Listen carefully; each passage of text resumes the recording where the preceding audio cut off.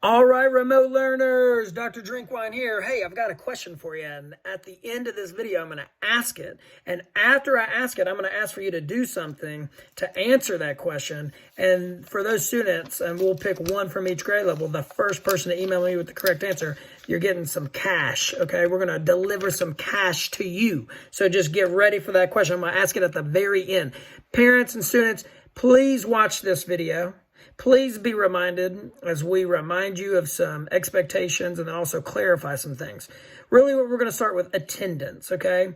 Attendance and academics. Those are two separate things, okay? Here's what we need to know. This past Monday, our first day, all students were counted present, okay? We're not going to hold it against any of our students because we had a system-wide outage with one of the resources we use. But yesterday on Tuesday was really where we started to take attendance. What we're looking for our remote learners is activity. We're looking for active students. If we see inactivity, that means we're not seeing anything happening from our students, then that student is going to be counted absent. So let's talk about that a little bit more and let's define it.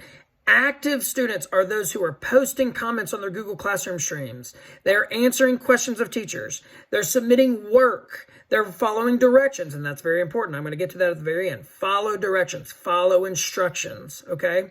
And they may even be emailing the teacher. That's activity, right? And if we have that activity happening on any given day, then that student's going to be counted present for that class. If we have inactivity, then that student's going to be counted absent for that class. That's very important that we know that. And here's why. Because we're starting to notice that we're having a lot of students being inactive. That means you're counted absent. And if we have a lot of students counted absent, then that could mean that you are counted as a truant student, meaning there's truancy laws that we're going to follow, and that could end up with students in court, things like that. We don't want that. So that's one of the purposes of this clarification and these reminders. Make sure that students are getting into Google Classroom. If you do not have a wireless internet connection, make sure that you're picking up a paper packet. Those can be picked up each Tuesday. And they also could be dropped off, and they need to be dropped off every Friday completed, okay? That's how we know that you're going to be kind of present, right? And so make sure you're doing that. Another thing is academics. We want our students to learn, and the way that we track learning is through grades. And in addition, we've got exams coming up. So students need to make sure that they are completing the work, preparing for exams coming up. It's very important, right? Paper packets or Google Classroom. Make sure that you are following your teacher's instructions and directions, okay? Now, with that being said, let's talk about Google Classroom and instructions. What we're finding out is that students are having a hard time following instructions. That's so important, which leads us to our question that we're going to ask in just a moment, okay? All right, so let's look at this. Google Classroom, it kind of looks like this, right?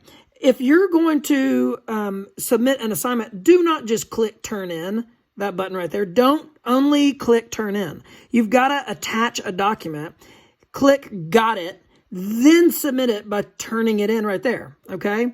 It's going to look like this, right? There's the attached document, and then you're going to click Turn In. And once you click that Turn In button, it's going to submit what you have completed in Google Classroom. It's going to turn it in for you.